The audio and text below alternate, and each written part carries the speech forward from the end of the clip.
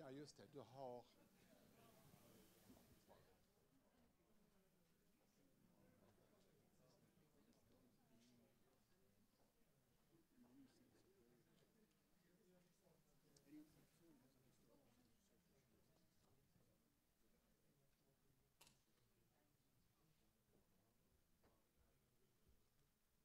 So, it's a great pleasure for me, Tapio Salon, Pro Vice Chancellor here at Malmö University, to greet you all warmly welcome to this special event. This is the second seminar in our seminar series, Knowledge for Change. And this is one of many activities we're going to have these coming years to really emphasize that Malmö University is going to be a full-fledged university. And so in this seminar series we try to focus on, for Malmö University, very central societal challenges, and we then invite some international renowned scholars to give their keynotes. And this is going to be quarterly, and I already now want to announce the next one is coming in January the 18th January. Then we will have probably the most renowned Swedish social scientists, Göran Terborn, the sociologist. He will have published many books about inequality, and especially lately on the city's role in a globalized world. So I think that will be of interest for many people. But today we're going to continue to focus on universities' roles in itself. And as a moderator for this seminar, we have invited Malin Nidland. She's a professor here in educational sciences. So give Malin a warm hand. Oh my God. Yeah. Thank you for that, Tapio. I'm not going to talk too much, but it's a great pleasure to introduce to you Thomas Popkewitz. Normally he works at University of Wisconsin-Madison, but at the moment he's also visiting professor at Education and Society at LS here in Malmö. So I would say some words about why he's here. We are having a course, for example, for the doctoral students. It's called Disrupting Good Intentions of Inclusion.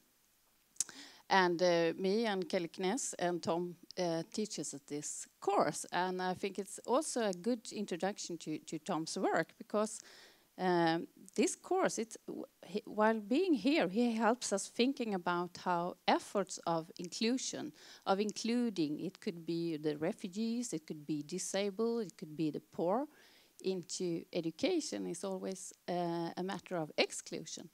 Because by stating about who is going to be included and why, we also talk about a norm and define who is inside the community and outside the community.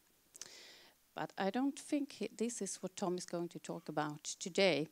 He's talking about something else.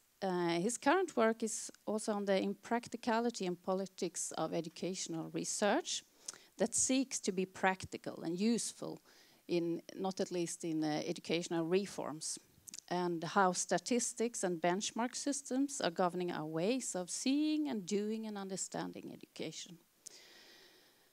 And that's what he will talk about under the title, The Promise of Education. The Promise of Empirical Evidence and Benchmarks, the Lorelei's Whispers. And for you, who, like me, until recently thought the Lorelei is a character in a TV drama, Gilmore Girls, I can tell you she's also a siren. According to a German legend, there was once a beautiful young maiden named Lorelei, who threw herself headlong into the river in despair of her faithless lover. But she died and she was transformed into a siren, and she can still be heard singing on a rock along the Rhine River. and her hypnotic music lures sailors into their death. So it will be very interesting to see who you use this metaphor, if it is the benchmark systems that lure education into its death. So, and with that said, I warmly welcome Tom Popkewitz to give his talk, and after that it will be time for questions. So, your floor is yours.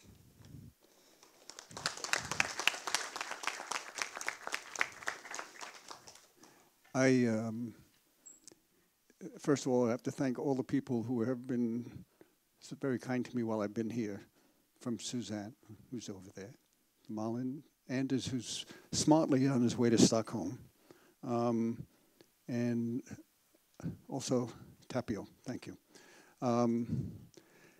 In part, the last lecture had to do with flagship universities, and in the US, I'm at a flagship university, and I didn't recognize the talk in relationship to what happens at my university, but then it was explained to me that the speaker was not talking about flagships universities, but internationally using a particular way of thinking about it. And so I'm going to take on today the question of benchmarks and what's called empirical evidence. I need to start by saying I'm not against science, but I like historicizing science to understand how the way we think about science becomes possible. And in doing that, that's why I'm going to talk about empirical evidence and benchmarks.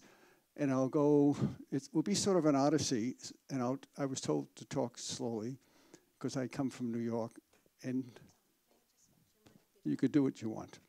Okay? That's better, right? Is that better? Good. Normally I don't wear it, but I was told I had to. Okay.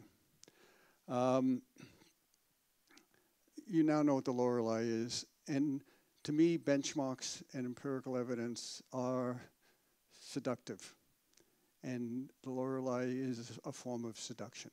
And I want to understand how that seduction is possible. All right.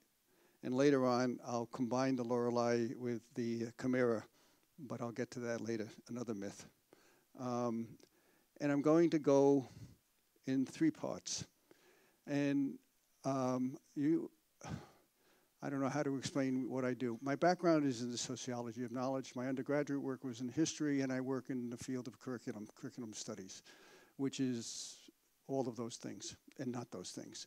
And so the way I'm going to talk is drawing upon different kinds of literatures that help me understand international assessments, and in the international assessments, how they use notions of benchmarks and empirical evidence, and in that, talk about the Lorelei and the chimera.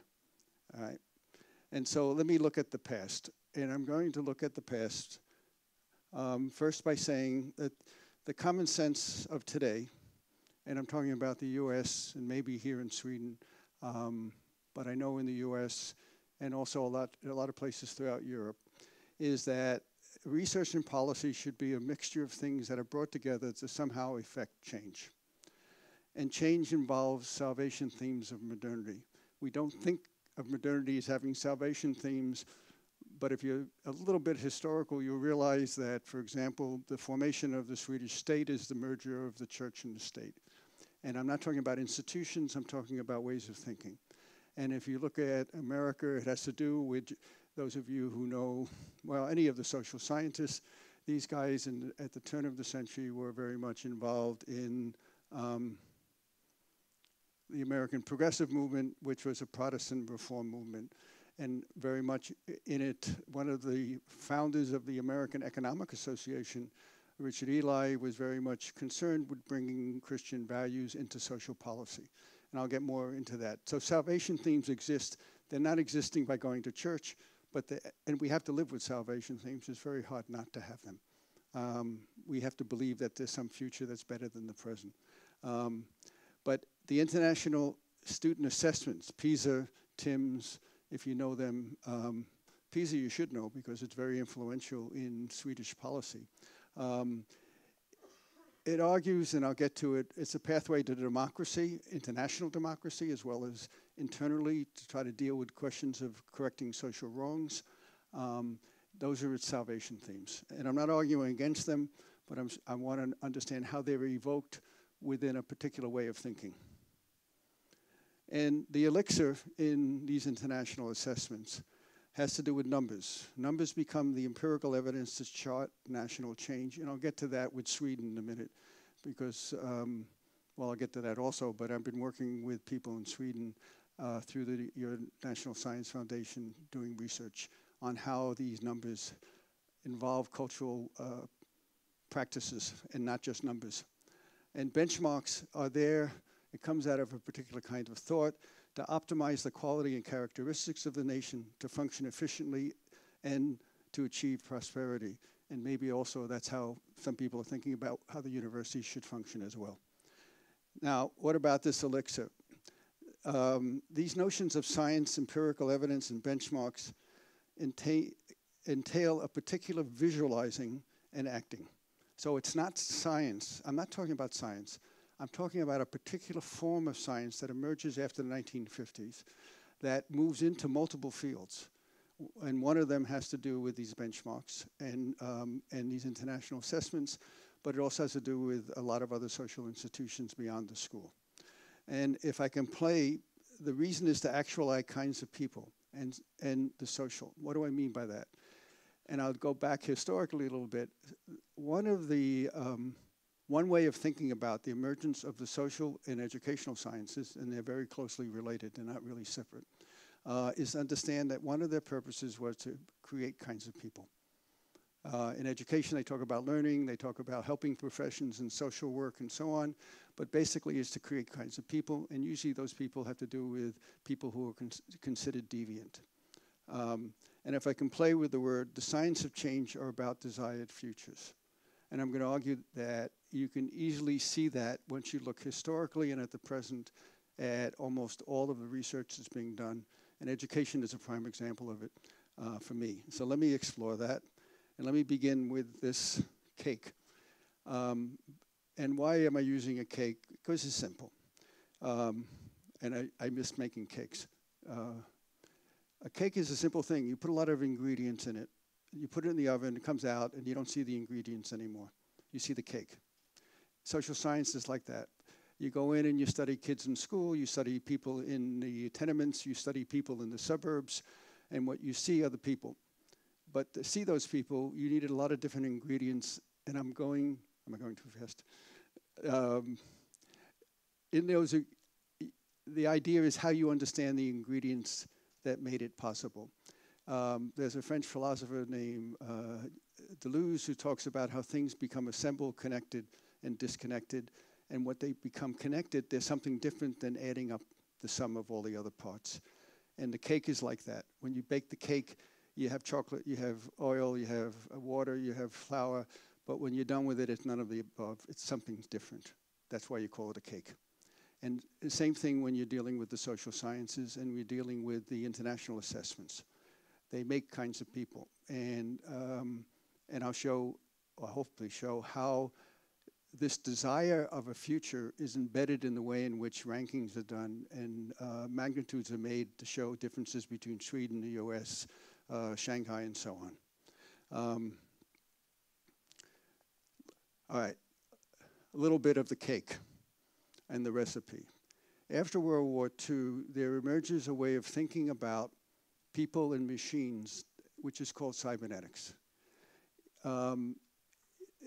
There's a lot of current work in the history of social science that's coming out, which is really very important if you want to understand contemporary social science. When I was doing my doctorate, I studied political science as it related to sociology of knowledge to deal with curriculum. It sounds convoluted. But at that time, I was reading about systems thought in political science. And I was reading about Herbert Simon, who won a Nobel Prize, and a whole bunch of other people. And this literature helps to understand how a particular rationality begins to emerge as a particular kind of science. Now, why is it important? And in terms of what I'm talking about. First, it focuses on processes and communication. That's what PISA, that's what OECD does. It's concerned with processes and patterns of communication. It's not concerned with the objects that's there. That's different from earlier. If you go back to the turn of the century, they were concerned with the social object. That is how people become members of society. It was clear in the way in which all the early social scientists dealt with social theory and also methods. Cybernetics isn't concerned with that. It also has a new way of thinking about memory, and memory is related to the machine. It's a very particular notion of memory that's as different from when someone in history talks about context or someone in anthropology talks about context. So it's a very particular way that now becomes part of the common sense. Nobody thinks of it. It's amazing to me when I read the PISA and also McKinsey, which is also important in Sweden. These people are embedded in this notion of cybernetics and systems thought without ever recognizing that historically that's where they're from. Okay, now in that become the idea of benchmarks. Benchmarks are to optimize utility. And what's interesting about the cybernetics, you begin to see how they're no longer concerned with getting the ideal type, but they're concerned with getting and optimizing the best way of dealing with the system and not worrying about what's ideal. And it's really interesting how different things come together. I had a discussion, I guess it was in the 80s, with a friend of mine who's one of the inventors of the internet. And he was talking about computers. And there was a big debate in computer science. I remind him of this every once in a while. And the debate was, do you eliminate all error? That's to get to the ideal.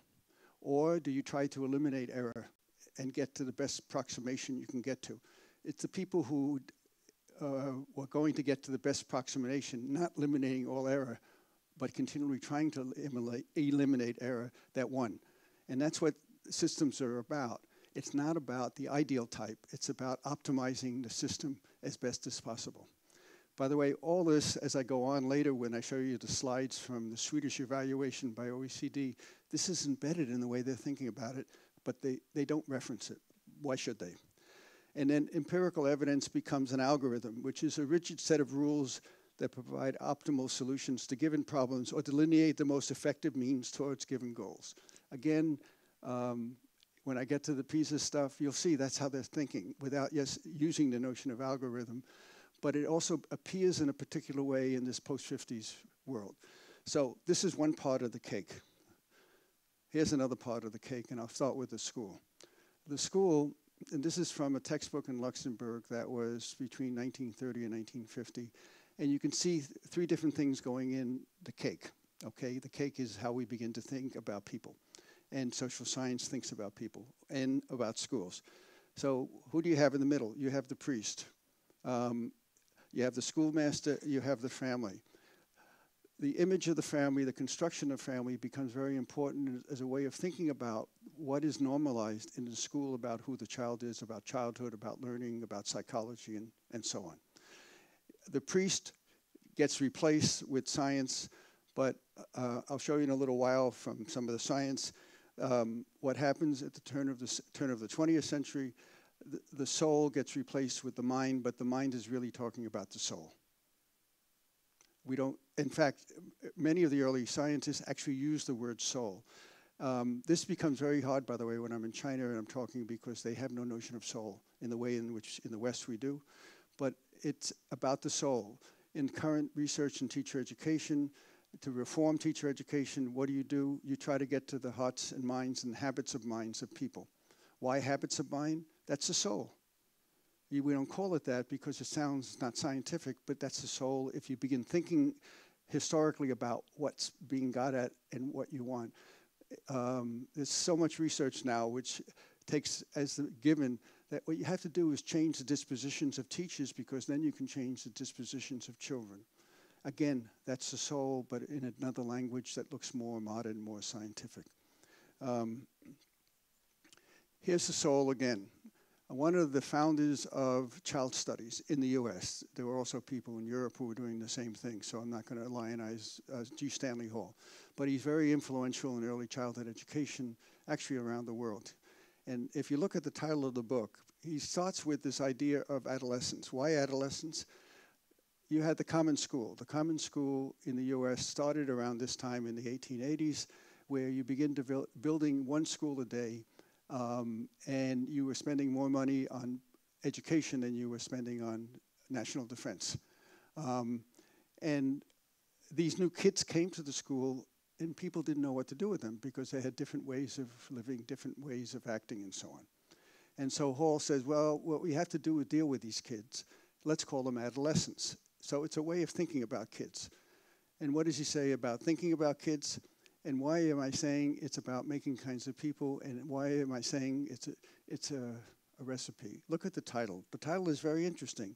Adolescence, its psychology, and its relationship to physiology, anthropology, and sociology. That's okay. But then look at the rest of the title. Sex, crime, and religion. By the way, it's still with us. We're still worried about those things. And you can see that this idea of adolescence is not just a science. It's about a way of making a kind of a person that violates the moral order or the perception of the moral order. And if you go back into the origin, 1700s to 1800s, 1900s, actually Björn Vittrock, who's he's at Uppsala, actually has done some nice work in books on the history of science, where you could trace the origin of science. You can see how closely it's tied to this issue of moral disorder, but also degeneracy, and also questions of how you recreate a moral order. And in the US, part of this has to do with labor strife. It had to do with immigrants. Most of the immigrants were coming from Eastern Europe and Southern Europe, and also the end of the American Civil War with slaves, African Americans coming up into northern cities. So adolescence is dealing with urban children. Urban meaning children in the city. And I have to say, and have to emphasize, when I use the word urban, I'm not talking a geographical concept, I'm talking a cultural concept. Why am I saying that? In Europe, people talk about urban education, but no poor kids live in Stockholm. They live in the suburbs. Poor kids don't live in Manhattan. They're being shoved out because you have to have a lot of money to buy houses. So the urban, even though it refers to the city, refers to a particular population of people that are called urban. And so you can't, and I did some research on rural and urban schools around the US, ethnographies of how difference was being constructed. And the thing you realize that both urban and rural schools use the same language, which is an urban language developed by urban sociology and psychology, a little bit anthropology, which define the language that you use to talk about difference. Okay, so schools are places to make kinds of people or to change people. And so you put that with cybernetics, and you have benchmarks are about making kinds of people. One more thing, so you don't think I'm overdoing religion. And it's really interesting to me because I know nothing about Christianity. I had to read about it. One of the arguments, the early arguments about social science was that it would replace the Bible, replace moral philosophy, which was considered the sort of high culture that one had to read when they graduated from school. And instead of that, they would learn about psychology. And so it was very explicit in the early social scientists about how this related to a particular notion of ethics that were drawn from their religious backgrounds. And there's difference, by the way, between the Reformation and the Counter-Reformation, if you want to look at schools, and how that gets incorporated into the schools. I have a former student who did work in Argentina, which had to do with the formation of the Argentinian Republic in the 19th century. And you can see how Catholic salvation themes enter into the construction of what it means to be an Argentinian. At the same moment, you have Daniel Lindmark in northern Wisconsin, northern Sweden, in Umeå, who does work on the way in which Luther's Book of Morals entered into the school as a catechism of teaching kids. And you can find the same thing in the US. Okay. Let me just give you an example of G. Stanley Hall to see how this recipe comes together to create what we call the adolescent. And by the way, a part of this is also, when I get to the end, when I get to school subjects like mathematics and science, these notions of adolescence, these notions of psychology are assumed in the international assessments. So when people are using benchmarks and empirical evidence, they're using, this is the Lorelei, they're using particular ways of thinking about kids that have nothing to do with teaching science and math. but I'm going to get to that. Okay, so here's G. Stanley Hall. In the early of the 1800s, it was called moral science. By the end of the century, they had other names like sociology, anthropology, psychology. Social work began to emerge and so on, as well as educational sciences. And you have the title of his book, but let me just take some things from his. In Hall, you have a double gesture. What do I mean by a double gesture? There's a hope of creating the future. And that's adolescence should be a cosmopolitan child. And I use the word cosmopolitan in a very particular way. I won't go too much into it, except the modern school is built upon the Enlightenment notion of the cosmopolitan. That is, you want people to reason and use rationality as a way of thinking about and organizing their own change, and also to have some sort of control over their own history. The cultural wisdom is that psychology replaces an out-model philosophy that looks to the afterlife. That's where, and this is Hall, arguing that psychology should replace the Bible as the arbiter of what's good and what's appropriate in social life. And make new contact with life as many points as possible.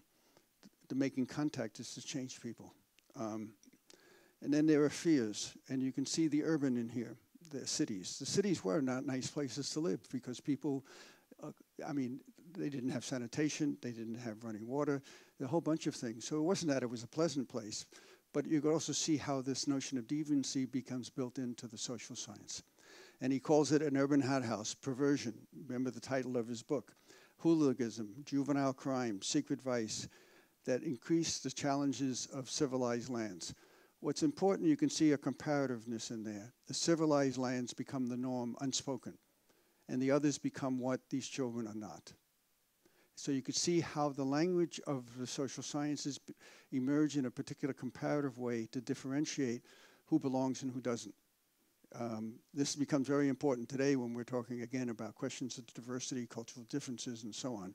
But he was also talking about it, and you can see how he references it with the notion of civilized lands. He was also concerned with unbridled capitalism. So it isn't that it was just with the people in the city, because at the time of that Hall was writing, there was something in the US history, it's called robber barons. Carnegie, Rockefeller, Mellon, these guys were ruthless, okay? And he was concerned about that ethics as well as were a lot of other social scientists. And he also was interested and concerned with gender. It's sort of interesting. All of his studies were with boys, and you can see what he says about girls. You can see he's worried about them. By the way, just so you don't think this is a relic of the 19th century, if I take this book, which is a book of 2002, where they're talking about adolescence, almost the same language appears. Talking about adolescence as the hope of getting kids to have a good transition to be good adults, and then worrying they're going to, today they talk about drugs. All right. And they talk, but they still talk about sexuality, they still talk about family, breakup of family and stuff. It's a little bit of a different language, but it's still there, the sense of difference and deviance. Okay. Now I want to talk to the second part and bring this in a little bit more into this idea of what I'm interested in is the knowledge we have, and I think of knowledge as the way we reason about things. So it's just not the objects, it's how we get about to think about and organize and classify and differentiate what we think we see and the objects we see. And I'm going to start with this Nutrigrain. And very simply, this is an idea of a made-up person. It's called a healthy person. And it's the kind of person that can only exist in a particular kind of society. That is a society where people are very busy and they don't have a lot of time for lunch. Years ago, when I first took a picture of this, I showed it in Spain and nobody understood it. Because in Spain, you spend 2 hours having lunch, and therefore this didn't make sense. Today, it makes sense in Spain. In fact, they sell this in Spain. And you could see the grid here. What's the grid? There's a grid of science. You have all the tables and stuff. There's also a grid of gender, because in the table, you have calories first. Why calories? Calories are who goes shopping. Women go shopping, and the image of body is very important. So calories become an important element to put first. It really isn't that important in relationship to all the other things, but it's put first for that reason. And my guess is, I know I look at calories when I go shopping. The other has to do with government. Government requires the chart. The third thing in this grid is also the image of the nation. Now you say, where's the image of a nation? Well, if you look at the basketball star, Sheryl Swoopes is her name. This is part of the politics of representation in the US. For a long time, minority groups were not publicly represented in media and other places, and it was a big struggle to get them represented. And so this image makes very much sense in an American context. It also is the image of the family, which is also the image of the nation. Family becomes a very important, from the Middle Ages up, the family becomes an important image of understanding how you relate hierarchy and you scale things. And so you have all these things combining in this. It also, you have to understand this idea of a healthy person is made up through these different things that come together. And in that making up, there are things that are left out. On this chart, there's nothing about genetically modified foods. There's nothing about insecticides. There's nothing about pesticides that are in the food. So there are omissions in the way in which the science gets projected as it becomes assembled with other things. Just to give you an illustration of what another way of thinking about a healthy person is this. And I don't want to glorify it, but it's really to me, it's aesthetically wonderful to go running in the morning in a Chinese city and watch all the people doing, and it's not exercise. See, I could use the word exercise, it makes sense to me, but they're not thinking of exercise because the idea of Yang Shen is a way of understanding a certain kind of notion of spirit and collective belonging, collective disciplining. There's actually some interesting anthropologies of Beijing parks about how this creates a way of understanding not only a sense of spirit, but a sense of collective belonging, how you begin to think that you're Chinese. Okay, but it's another sense of what it means to be a healthy person, a different kind of healthy person. In China, both of these exist as they do in the West. Okay. In these images is also what it's not. And this is back to my double gestures. In this idea of the healthy person is the image of what's not healthy, even though it's not there. When I put up this image, whether you agree with it or not, it provokes an idea of that's not what you should be doing. That is, it's the other. And the same with this. Where's the other one? Is it there? There it is. I happen to like ice cream, but I don't want to look like that. So the point, again, is that in the social sciences and in the PISA materials that I'll get to, you can see these double gestures. The gesture of hope, the hope is of democracy, of equality, and so on. And in that it's fear that if you're not like this, there's something different and you are different. And the word I use is pathological. And I use that out of George Kanjian's notion of the normal and the pathological. Okay. So to show you an example of this directly out of sociology is this idea of American sociology and the idea of the African American male as an endangered species. I'm using that intentionally. In the US, there's a lot of discussion, a lot of schools are developing just from African American males. Why? Because there's a long history of how they don't go to college, they don't stay with the families, and so on. And one of a former doctoral student, while he was doing his doctorate, it wasn't part of his doctorate, which was really, he is an African-American male from Milwaukee, and he said, how did I become an African-American male? I mean, he's but how did I become that kind of person? And he went back and he looked at the sociology and to see where this idea of the black male appears. He finds it appears in the 1930s, and there's certain characteristics of that kind of person that appears in the literature. Again, it's deviance, it's difference, it's a pathological. And then he finds in the 1960s the image change, the narrative change. Again, he's looking just at the sociological literature. And then he looks at the 50s and 80s, and again, differences. And today, you're not supposed to talk about negative things, so you talk about positive. But it's still a construction of a kind of person who somehow is supposed to be positive but different. Because once you call someone an African-American male in the US, you already signified it as something different from something else who's not that. All right. Now, believe it or not, I'll get to OECD. And hopefully what I said before will make sense in relationship to this. Sirka Lindblad at Gothenburg University and Daniel Pedersen at, I don't want to never say it right, Gavle University, and myself did a report for the Science Foundation, which is really for the Ministry of Education, because they have a new institute supposed to review these international assessments and their relationship to Swedish schools. We wrote this report, and now we're doing another study, which is looking, and some of this is related to the second study, we're looking at the changing notions of science and as it relates to policy and society that's being produced by these international agencies. I should look at my watch. Except it doesn't tell me. Okay.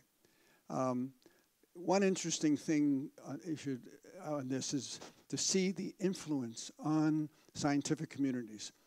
We looked at, I think it was 11,000 peer-reviewed articles. That is English language. We looked at English language. English language journals, which are peer-reviewed, where people use the OECD or TIMSS or these other international agencies as the basis of data to understand things happening in their own country. 11,000 between the period of, in this period from 2010 to 2014. But you can also see the growth of it. And you can see how there's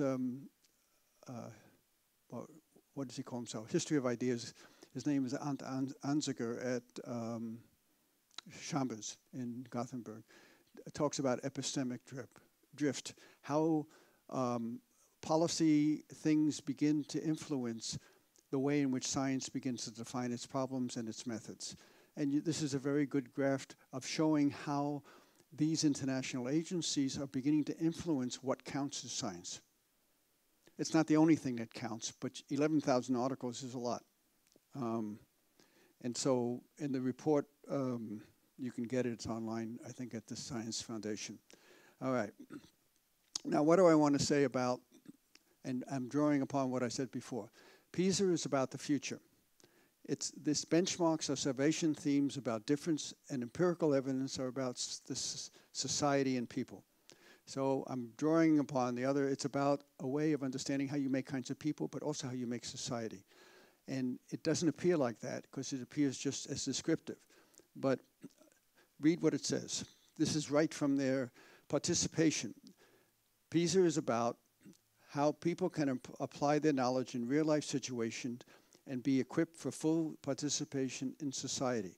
Now remember, they're talking about Singapore, they're talking about Hong Kong, they're talking about South Korea, they're talking about Sweden, Denmark, US, Mexico, Canada. I'll keep you included.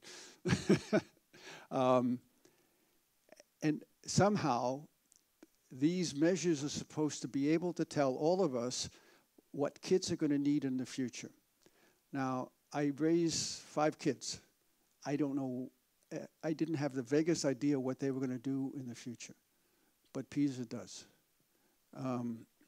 Next, mathematics. One of the reasons that you're supposed to engage in mathematics and communicate using math, it's central to pupils' preparedness to tackle problems that arise at work and life in the classroom. Again, they're anticipating a future. Not very different from Hall in that sense, but different from Hall in what how they anticipate and how they organize that anticipation. And then global competence for the future. Schools are to prepare young people for an interconnected world where they would live and work with people from different backgrounds and cultures. That's your idea of cultural diversity, multiculturalism, and so on. And it's really interesting because I do a lot of work with people who study issues of globalization, and none of them understand what global competence is, but these measures are supposed to provide the salvation theme. It's for that. So it's about the future. So even though it looks like they're describing what's happening in Sweden or the US, they're also talking, those descriptions are built upon notions of anticipating what the future should be. Now, you may say, Why use the normal and the pathological? This is from the Swedish report. It was issued when I was initially issued, and it was issued without words initially. Now it has text to it. And it was really interesting when you, I don't know any of you study visual culture, but if you look at this visually, how it tells the truth. And look where Sweden is. It's pathological. I mean, you don't want to think of it that way, but it's below the line, it's highlighted, and the minute I saw it, visually it gave me this notion there's something wrong here. And it's really interesting about how these graphs and tables begin to construct a vision of what you should see and not see. And what's also interesting in it, I mentioned this the other day to Anders, that I look at the ranking, the Shanghai rankings once in a while because they're interesting to look at. And do you know that Sweden has 8 universities in the top 100? More than I think any other country in the world. Yet it comes out pathological. And also someone told me, and you can correct me on this, that Sweden has the best economy in Europe at this moment. And yet at the same moment, if you go back, according to this, there's something wrong. Now, that's not saying that Swedish schools are doing everything they're supposed to do, but this doesn't tell that. This takes a general notion and puts it up as a generalized notion in comparison to other nations. And has this double gestures of, if you follow what PISA says, that's this one, then somehow you can get out of that lower quadrant. This is their model for Sweden. And it, you can see I copied it from it, so that OECD Sweden Educational Policy Review, and this is, here you have the idea of certainty. If you follow the right script, you get on the right highway, and they use the word highway in pathways, by the way, then somehow you're going to be able to solve all the problems. And this is the way you do it. And you have 3 steps, but you have a first step you start, but then you have 3 steps, and at the end they give you recommendations. So there's a particular way in which these benchmarks and empirical evidence are being marshaled as a way of thinking about what's important, what matters, what's of concern. And this is a way, and this is, to go back to the cybernetics and systems thought, this is very much involved in what's called systems thought and the idea of algorithms that I mentioned earlier. The future is told as a truism. It's not a general law.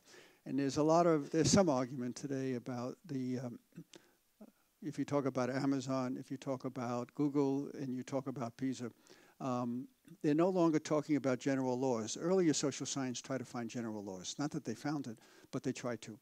No longer is it the future being told by general laws, it's being told as the future, as a truism. That is, you have to believe this because that's what you should believe.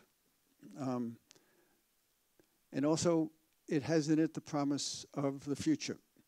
International democracy and equality.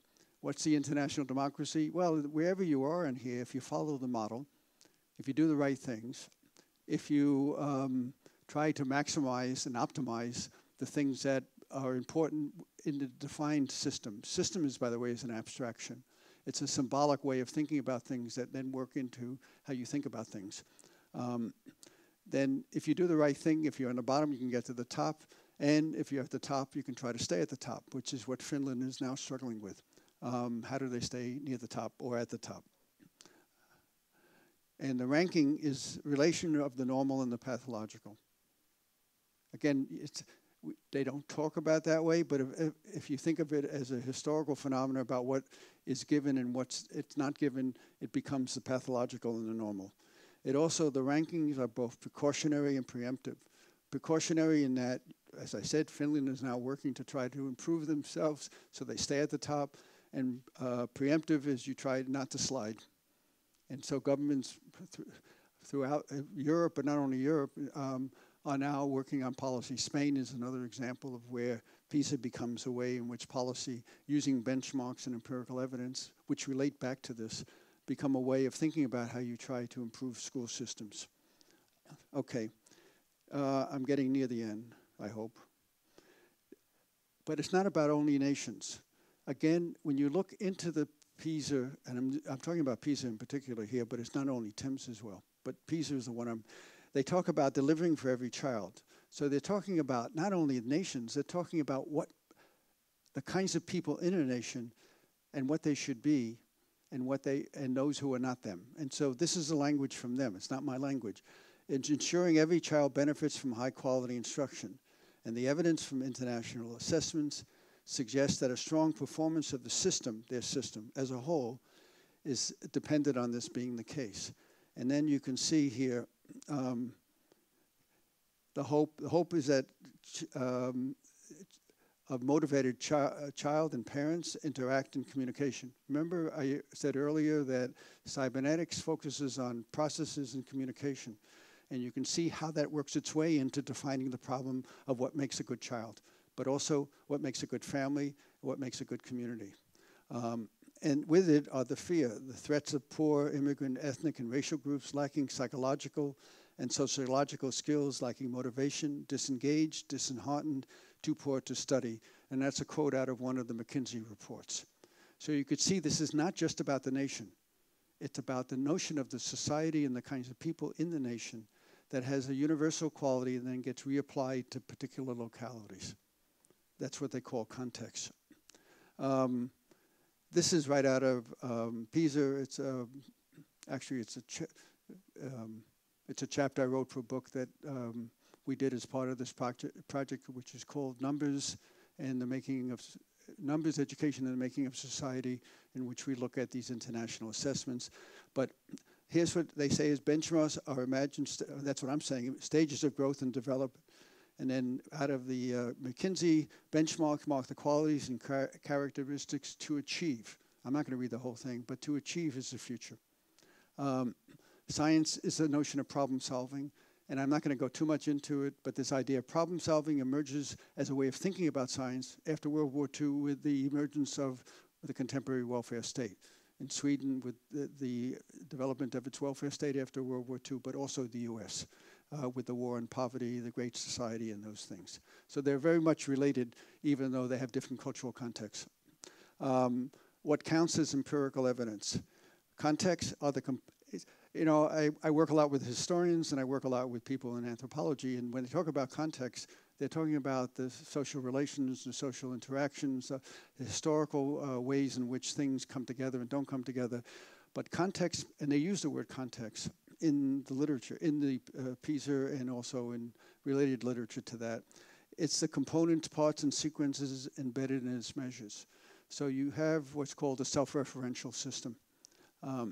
An evidence base, the evidence base is to make kinds of people. And this is a quote from OECD. The latest measure, by the way, is on well-being.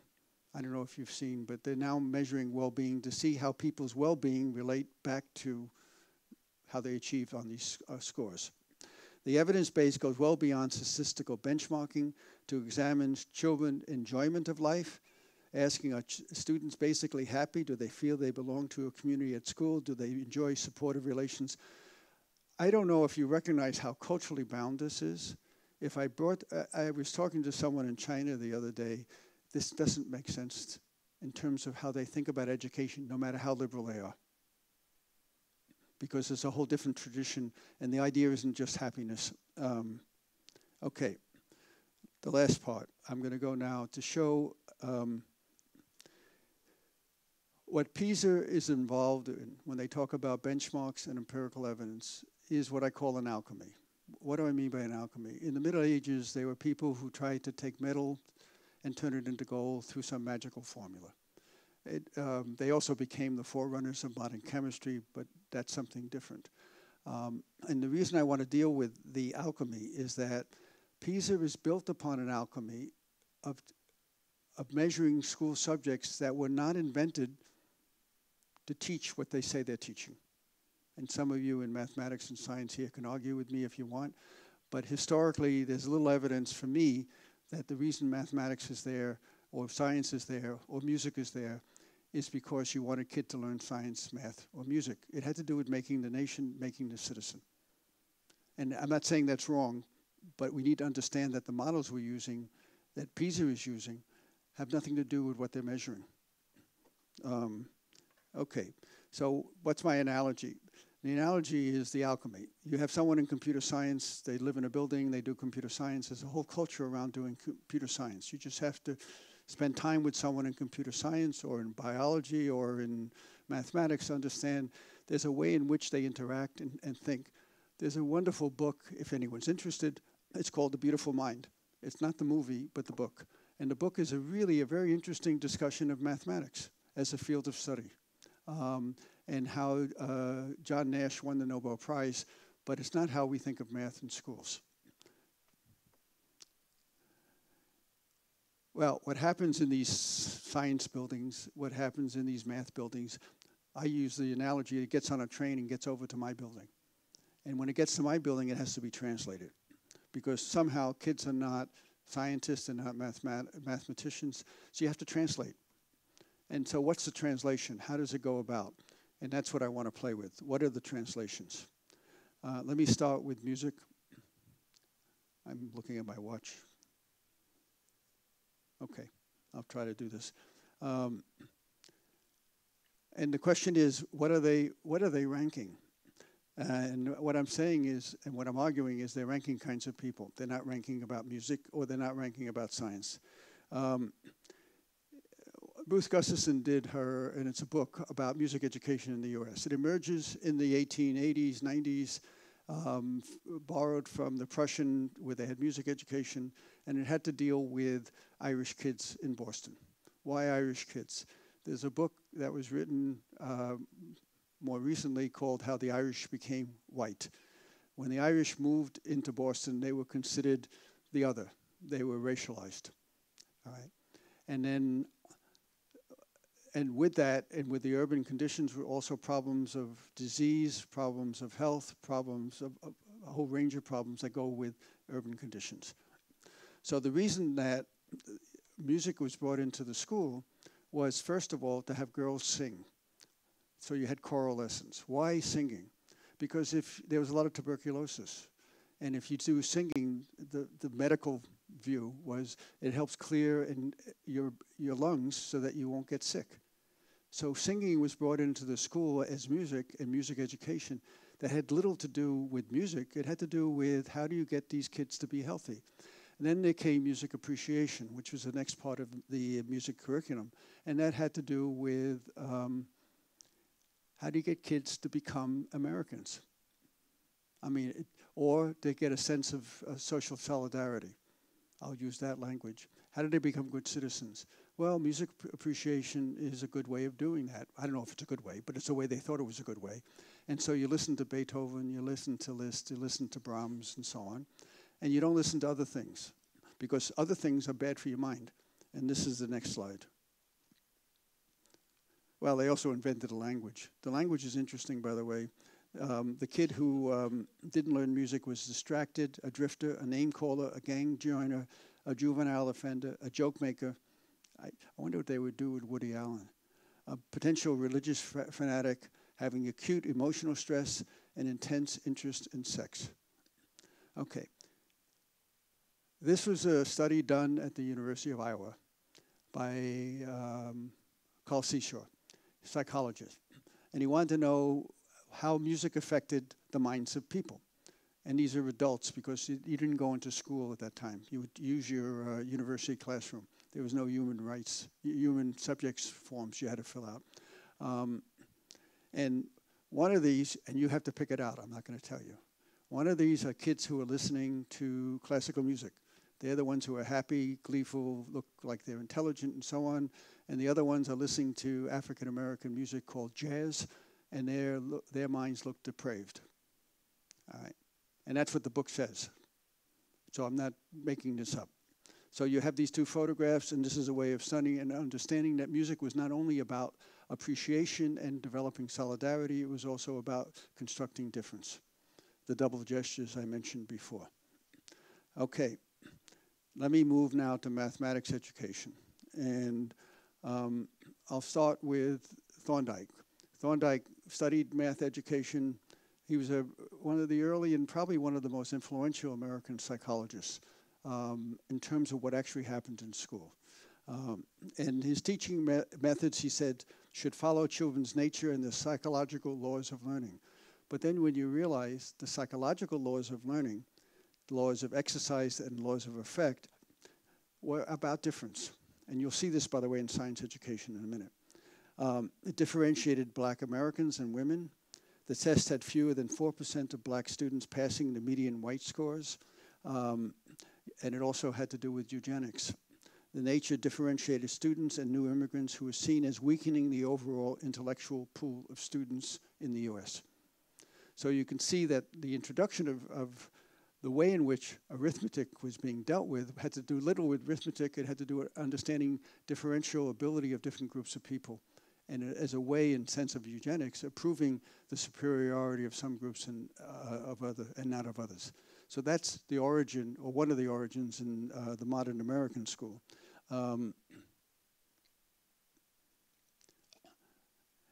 This is a more recent one done by, and it's a book that's coming out soon. Actually, it's probably out by now. Jenny Diaz, a former graduate student, this was her dissertation. What she looked at from the 1950s to the present, and how the elementary, primary school math books construct who the child is, and also how it constructs difference. So she's not saying our kids learning math, she's trying to understand how the textbooks are written as a way of producing a notion of what it means to be a mathematical learner. And what she finds is, this is for the more recent one, these are the characteristics of the mathematical learner in the contemporary reforms that she looked at. And if you look at them, without going into too much into them, they have nothing to do with mathematics. They have to do with what it means today as a desired kind of person, citizen. Someone who's rational, intelligent, creative, independent, self-sufficient, responsible, free-thinking, innovative. All of those are very culturally bound terms. And they also signify who's not that. And that's where the equal sign comes in. What she started with is, if you look at the equal sign, it's taken for granted as a mathematical symbol in the textbook. But when you look at it, the textbook, and this goes for any country I know, the textbook is always written in language, and the language itself carries with it cultural different messages. So any kind of simple system enters into a cultural system when it enters into the school as a textbook. And this is what she was trying to understand, how the equal sign is no longer a sign just of pure mathematics, but becomes a political theory about inclusion and exclusion. And so again, you can see in mathematics, the origin and the production of mathematics in the school has little to do with mathematics. It has to do more with the making of a particular kind of person and also making of difference. The last one is science. This is from Katie Kirschglasser, who will be here in when? In August. This is from her dissertation. What she did is went back to the early science journals in the US, science education journals. And she said, one of the things that she found, I'll summarize it quickly, what they did is try to measure scientific ability among children to see who could learn science and who couldn't. But the notion of scientific ability had nothing to do with science. It had to do with different kinds of populations. And so the science, and this is a quote, the science teacher today must realize that its place in a democracy, salvation, is that of bringing this unassimilated material into at least a close harmony with the original stock of the nation, as it is possible to do. So the scientific ability is built upon some cultural conception of the normal and the pathological. And when they measured what makes scientific ability, it had nothing to do with science, because they don't measure science. None of these people at the turn of the century, they had idealized philosophy of science. They had no studies of science. Even if they did, wouldn't have made a difference. And then they develop a scale to map the reasoning of individuals and racial groups as more or less scientific. But the notion of scientific was not based upon any studies of science. If I want to use the language that I'm using today, there's no scientific evidence related to science. It has to do with the conception of what it means, what different groups were thought of. I don't want to go into statistics, but a lot of statistics also relates to this. But that's a different question. Now, you may say, well, that was the turn of the century. Eleanor McNerney, who is at, I forgot where she is, but she did a study of something called scientific literacy. Now, you think scientific literacy is something that exists everywhere the same, scientific literacy. Although there's a nice book by Ravenel called A French DNA, which says that people have different ways of thinking about these things in different places. But at the same moment, you think scientific literacy is the same for someone in South Africa and the same in the US. But in fact, what she found when she looked at textbooks, there were different notions, and she looked at 16 to 18 countries around the world, okay? So it was north, south, east, west. And what she found was that in these different countries, what constituted scientific literacy had little to do with science. It had to do with how you construct a sense of national belonging. So the science was really a way of thinking about, a cultural way of thinking about people and who were not those people. So it had little to do with science. Okay, back to Lorelei. If any of this is close to the mark, you got to be careful of the rocks. It's very appealing, all of these international assessments and the language of benchmarks and empirical evidence, to say you finally found what's called the philosopher's stone, the ultimate sense of truth. But you got to be careful, because if all of this is correct, or at least close historically, then what is being measured as, for example, Sweden, in terms of other countries, it's science, it's literacy, it's mathematics, it's built upon an illusion. It's built upon an alchemy. And that's where my friend comes in, the chimera. It's a mythic or fiction about things perceived as real and dazzling, but wildly imaginative and implausible. And I think if I had to sort of summarize what I've been saying, which I don't know if I can, I don't know if I want to, you have to be really careful about how we use these notions of benchmarks and notions of empirical evidence to understand the system of reason it's embedded in, and how that begins to produce a rationality that may not be able to deal with the very questions and social commitments that you want to deal with when it deals with social institutions, and it deals with higher education and deals with education itself. So the last question, our benchmarks and empirical evidence are to bring the future, and what future is it to actualize? But I'll stop there. I'm done. I woke her up.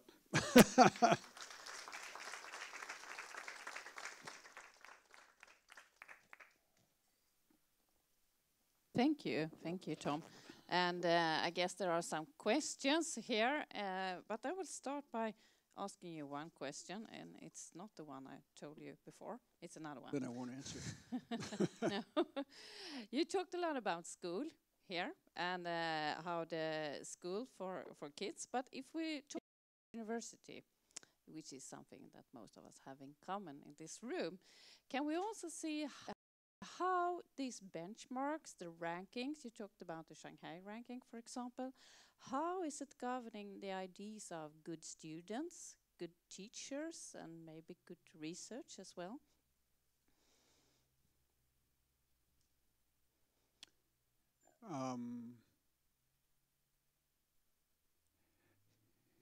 It's a hard question to ask. When I have this collaboration with someone at Stanford, they just laugh at it. At the ranking? Well, they like it. I mean, it brings a lot of people to the university, because I was telling someone yesterday, one of the ways that foreign students decide where they go, they look at the rankings. We get a lot of students too. So it has a political effect in that way, but not in daily life. If you've used, someone in my department used the word metric the other day, and I told her why, and she didn't understand it, so she dropped it. We don't, I'll talk in my department, but the university, these things they're encroaching into the university, but they're not part of its culture. The culture is an intellectual culture. I don't know how to put it. And so when you hire people, when you maintain them through the tenure process, you read what they write, and you can't use benchmarks to talk about that, because you need an educated faculty to do that, and also one that is willing to exercise what we in my university call faculty governance. And so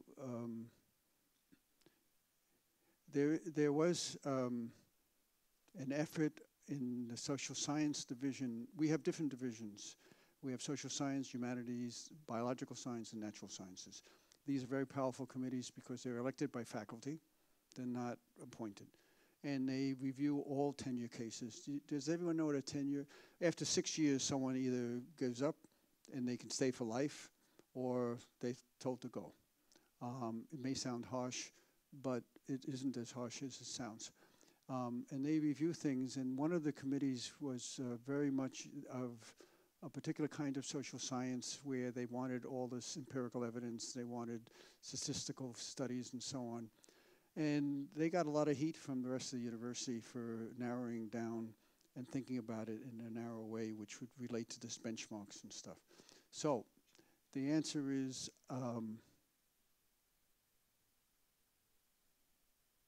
if you want to develop a first-rate university or maintain a first-rate university, you can't use this language of cybernetics. No, we heard a story from Helsinki University a couple of weeks ago, which is a striving. They call themselves a striving university, don't they? And they are trying to get up in the rankings, and this makes something with the conditions for the teachers. They don't get positions. They have to publish and to make countable results all the time. So I guess there is one way to. Let me respond another way, which is also. Yeah. I was on a international evaluation committee at Uppsala, and we evaluated education, sociology, 2 other departments. The criteria they gave us was very simple. How does this department and its researchers relate internationally to what they're doing? That was the only criteria they gave us. Yeah, and that says something about how we see research, I guess, that it's the international context. But now I turn to you if you have any questions, and Carolina has a microphone. So we have one up there. Can you please say your name first?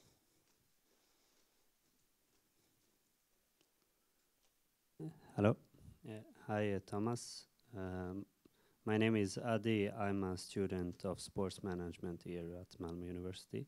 And you mentioned something about when you were in China that happiness is not everything for them. Do you want to develop that a little bit to tell us a bit more about that? What did you mean? The psychologicalization of social affairs is not yet fully in China.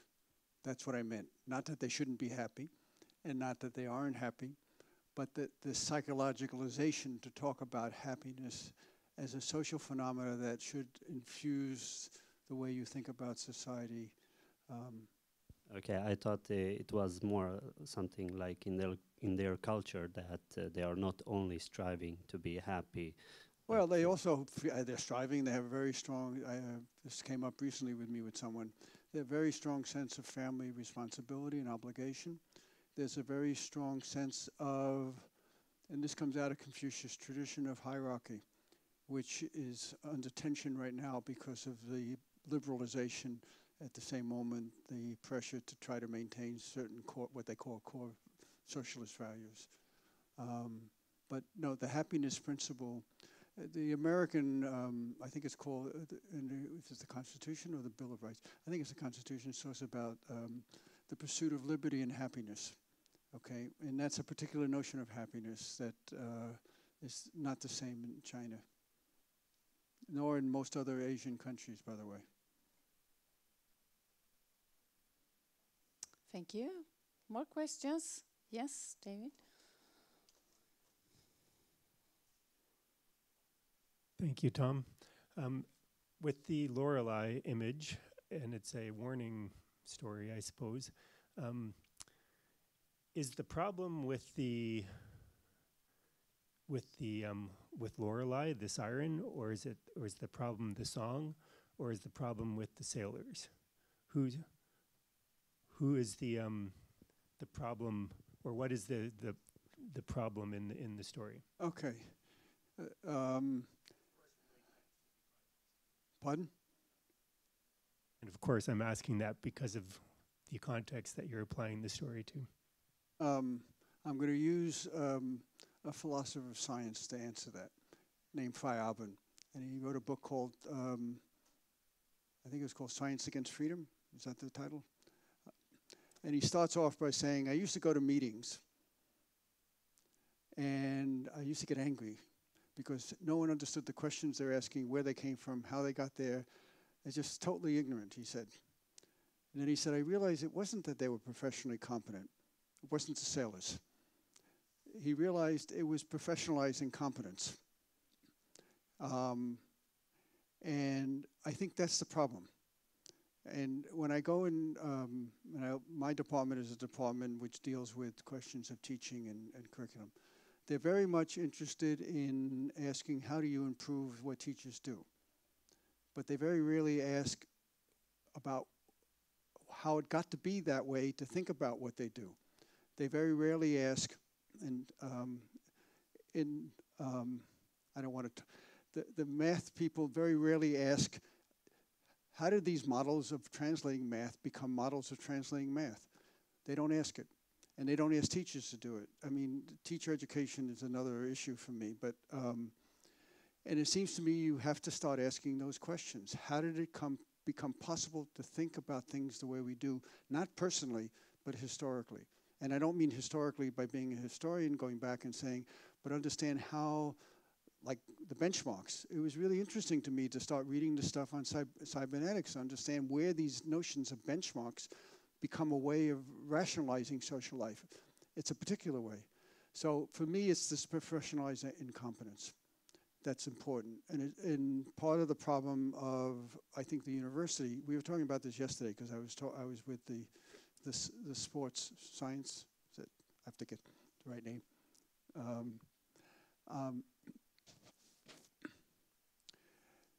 How do you begin, I forgot what I was going to say, but how do you begin to educate people in a way that they begin not to focus on, oh, I know what, it had to do with graduate education.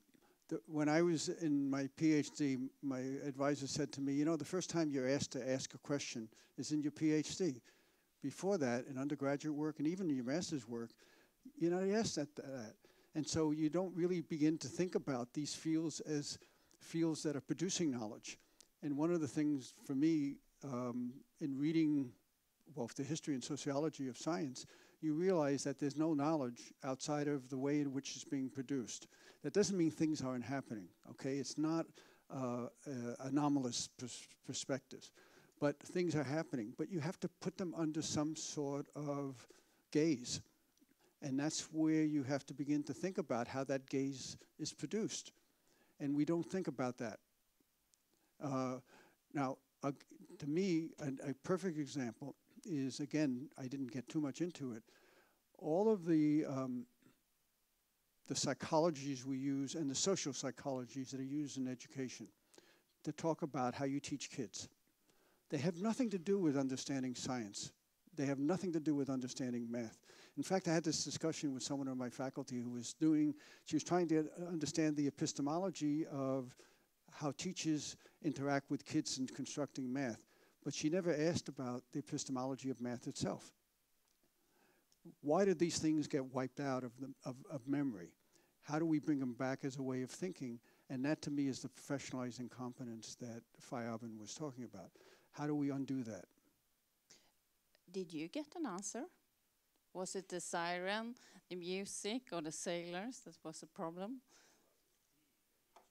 Yeah. I'm also thinking about us as researchers and maybe educational researchers. Are we the sirens or are we the sailors?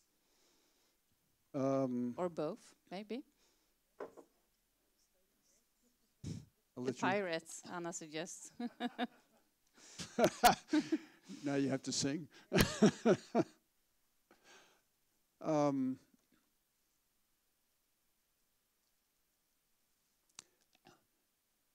There's if historically I'm correct, there's a very strong tendency within the social sciences from the 19th century to be the sirens. We are the sirens, yes. Mm. Okay, more questions?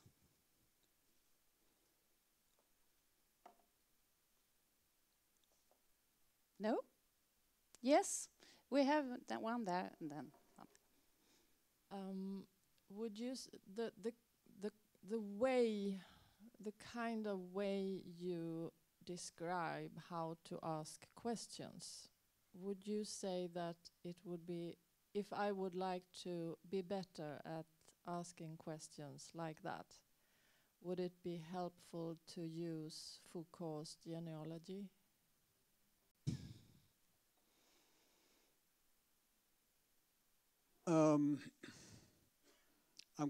The answer is yes, but the answer is also a broader yes. There's a whole field of thought. One is Foucault. There's a whole field of visual culture. There's a whole field of what's called post-colonial studies, which begin to raise questions which feminist literature raised in the 80s. How did I become that person? Okay, and all these things give different entrance into reversing and thinking differently about the problem of change, and also the questions you're asking. I was at a meeting, actually it was in Gothenburg. We had a conference, and there were a whole group of people who were studying these international assessments, and they were looking at the effects of it. What happens to kids when you do this? So it's the future. And I realized that what I was trying to understand is how this became an effect. That is, historically, what I started today with, how is it possible to think about benchmarks and empirical evidence? What makes that as a way, but it's not just benchmarks, it's a mode of thinking, and that's Foucault's genealogy. But it's also a whole, I don't want to collapse it in that, but I don't want to lose that too, because it's a very powerful way of thinking. Claes. Paul, thank you. Claes Olander, I'm working in the department where you have your seat right now, science education.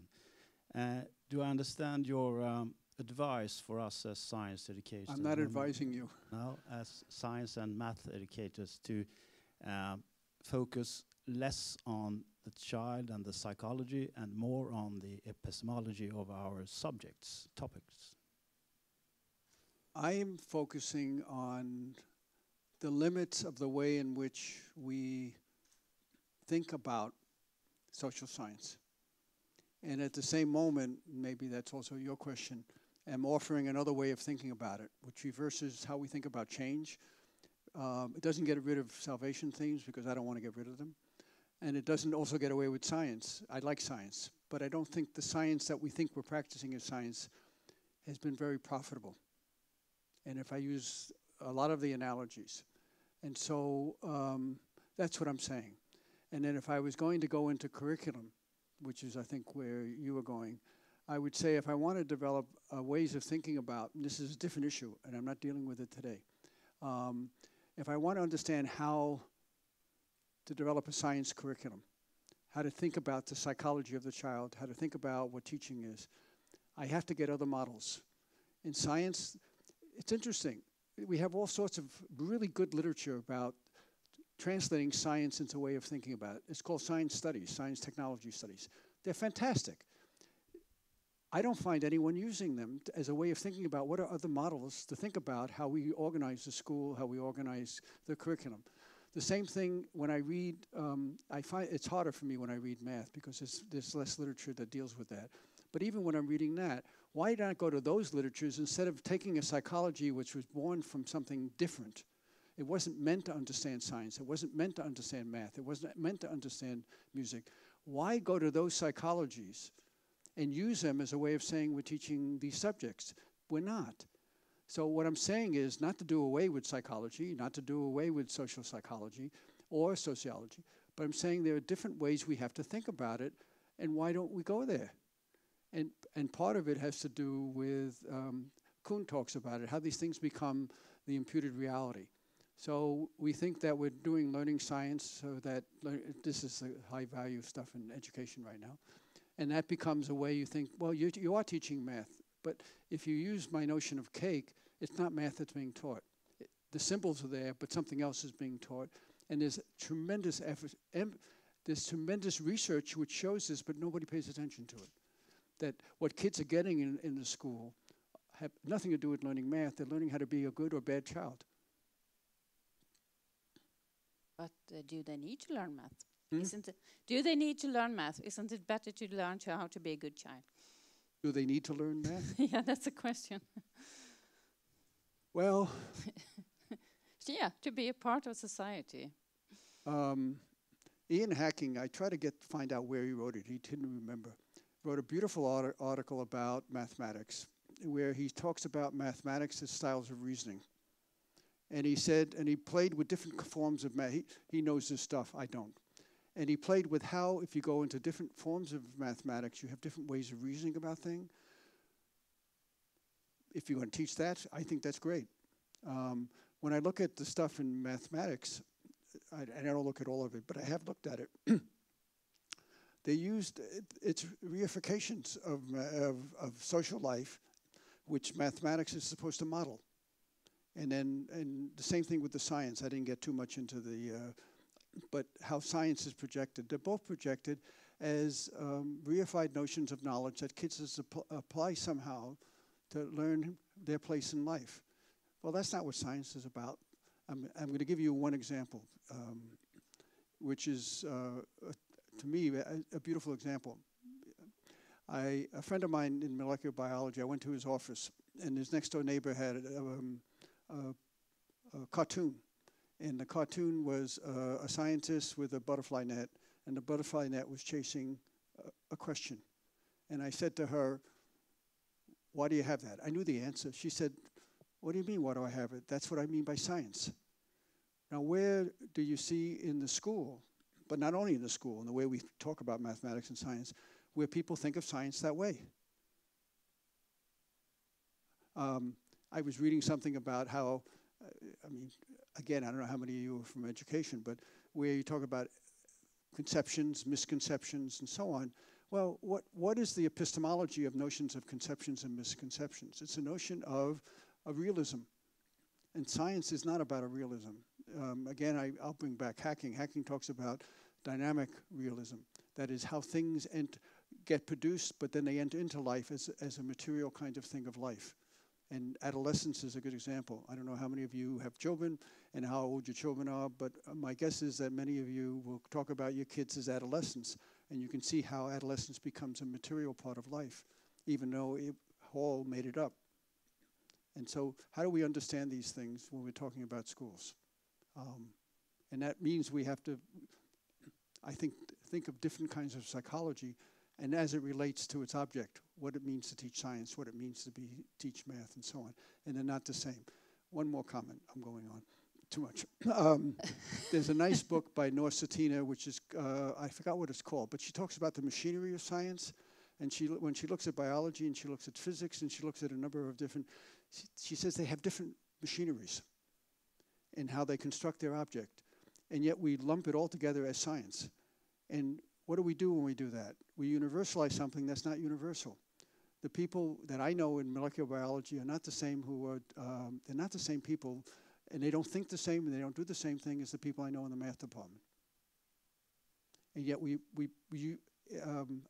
one more back to this sort of, when I look at, in the US, they have this notion of standards of music, standards of science. When I look at them, okay, science has this sort of thing you're supposed to do, and music has this sort of thing, but then you realize they're talking about the same thing. Are kids motivated? Are they problem solving? All these psychological terms that have nothing to do with the object that you're talking about, that is math and science. All right, I think we have to end there. So thank you again, Tom.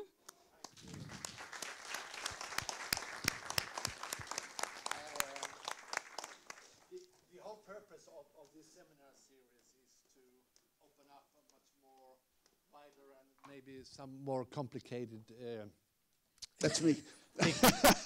of what universities are and which kind of social challenges we are facing. And I think you have really contributed to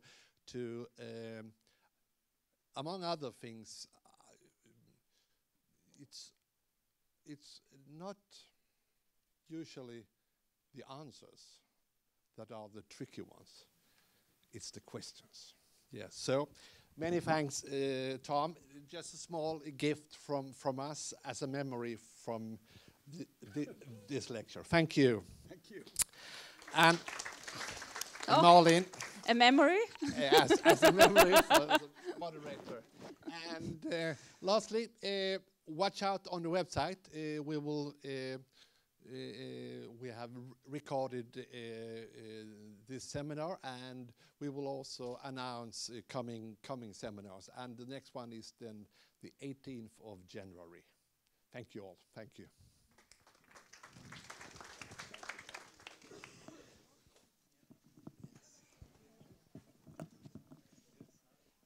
Have you met Justin, Tom? Yes? No, I haven't. No.